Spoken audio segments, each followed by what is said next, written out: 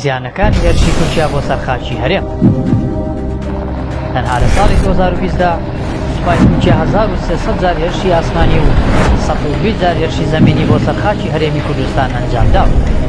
بە گوێرەی ئامارە فەرمیەکان ملیۆنێک و 300,000 دۆرم دارستان و کوش و پاوەن لە ماوەی 10 ساڵی ڕابردوودا سوتاوە. ڕێژەی لە 35 هۆکاری ئاگرکەوتنەوەکان بۆ ئۆردومانەکانی سوپای تورکیا و ئێران.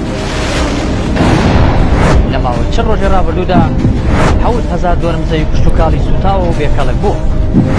سوپای تورکیا ماوەی نزیکەی ساڵێکە لەگەڵ کۆمپانیایەکی تایبەتمەند هاتۆتە ناوخاکی هەرێمی کوردستان بە مەبەستی بڕینەوەی داری ناودارستانەکان.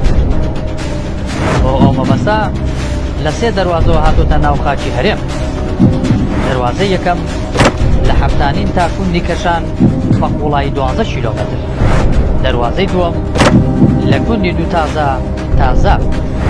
دەواازەی سێیەم لە مزوری بۆ زناری کێستە و هەرورێ و دشیشێ.